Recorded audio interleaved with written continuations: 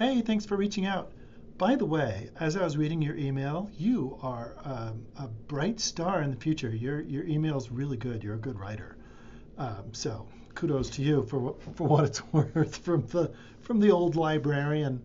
So in this video, I'm going to show you how to get articles, full text for free that are out on the open web, but you can't quite get to the full text. I'm going to show you a couple ways to do that. I'm going to show you how to search this library catalog in general, just so you can validate what you already know about keyword searching. And then I'm going to show you which databases are, how to pick a database. Okay, so first of all, I'm glad you asked that. And share this info with everyone that you can. So do you know when you log into Canvas or you log into CIS, or if you see these logins here, and you have to do the duo authentication with your phone, that puts you in an internet wrapper where you belong to us. So if you go to Google Scholar after you've logged in, Google Scholar, and you do a search for anything, a lot of the stuff here you'll already be subscribed to. So let's do plea bargain. So here's something from the Journal of Legal Analysis. I'm already logged in because I'm on campus, and I had to log in like 5 times. No, why is this not working? There we go. And I get the PDF. Isn't that cool? So just being logged in is a good one. But what do you do when you go to an article and it says, yeah, you can have this for 20 bucks? I'm just like, what? Come on, man.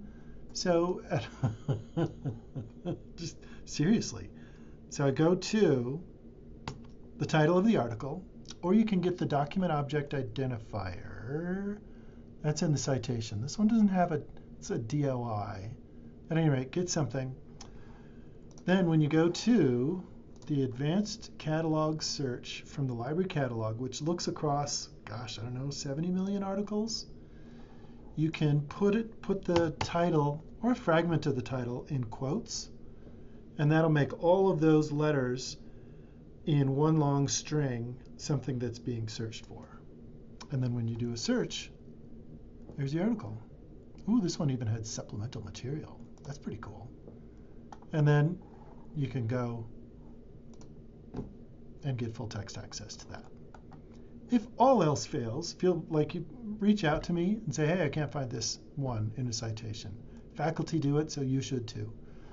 But if all else fails, the interlibrary loan right here, there's a service where when you log in, which I've already done my authentication, you could do a new request for an article, book chapter, any of these things, and we'll get it for you for free.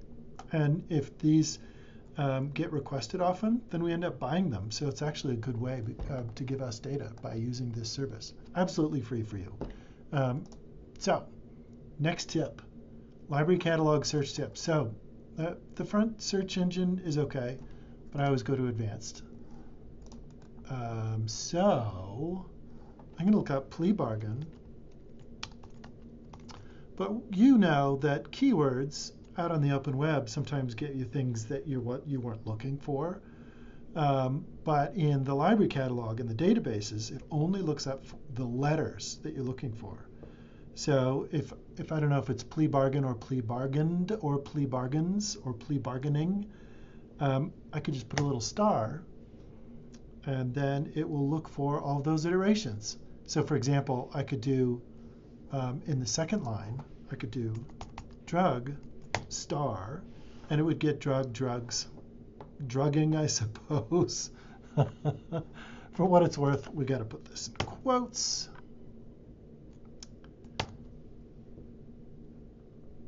Oh, that was my last search. Sorry. You're not looking for drug offenses at all. So let's look at plea bargain. Oh, I guess you could put sentence star. So it'd be sentence, sentenced, sentencing. But let's look for that. Plea bargaining's triumph, a history of plea bargaining in America. So we get stuff that's like books, book chapters, and things like that. You can go to peer-reviewed journals specifically right here. But you can also add more keywords. So let's do some of the keywords that you had, and I'll explain what I'm doing here. So I thought of synonyms to what you were talking about. So longer sentence, or longer sentencing, or poverty. So when you do this or, and if you ever forget the or, it's over here too. The or just means, okay, look up this word, throw stuff in the pile, then look up this word and throw more on the pile, then look up this word. So the more ors you have, you can add the synonyms for that. So I threw all of your topics in there. So I'm going to do search, plea bargain, and then that search. Oh, there's only 10.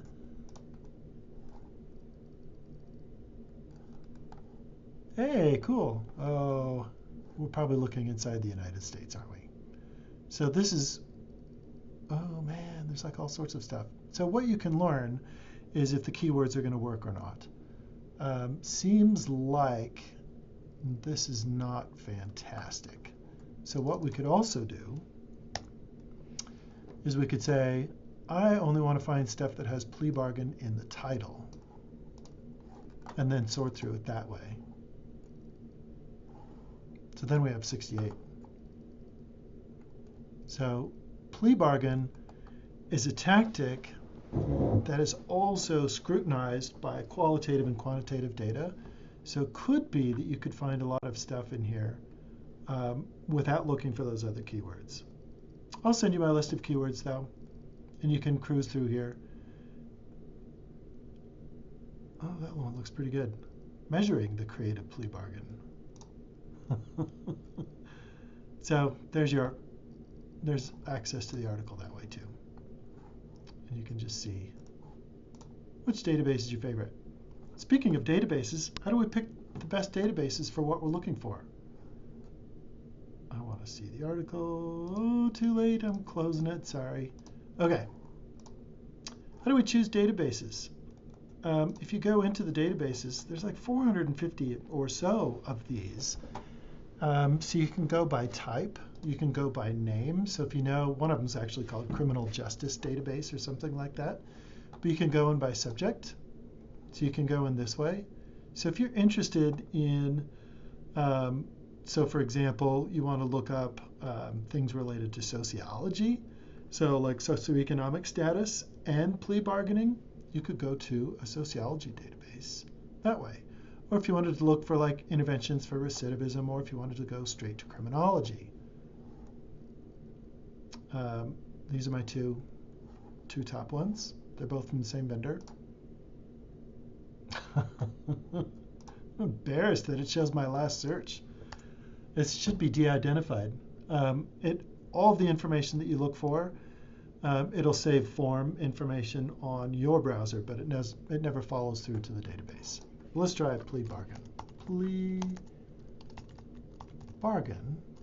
I'll just look for that. So when we're in a criminology database, there's going to be a lot more, right?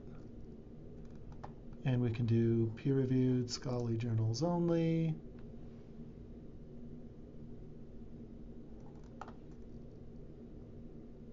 Et cetera, et cetera, et cetera.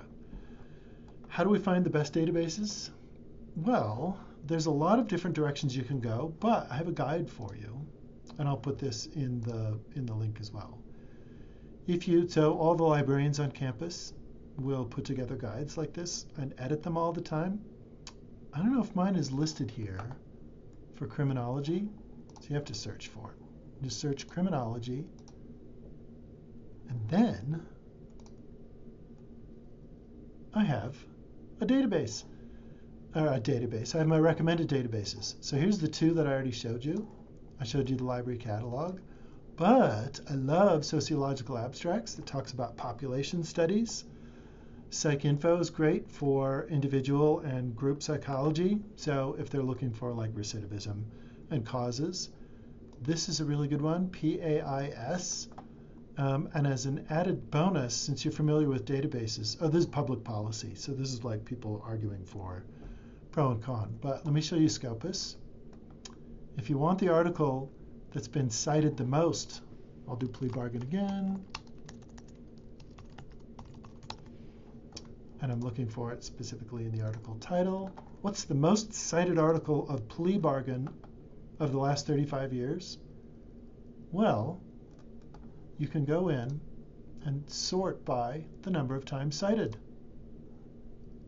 So this one, corrosion of implications for investigations, plea bargains, trials, and appeals. This one, whoa, law probability, it's like quantitative, qualitative. So you can see these articles, since they were published in their different eras, you can see some are older than others, are so important that these 55 articles couldn't exist unless they cited it. And you can click on those too. Okay, let me know how it goes.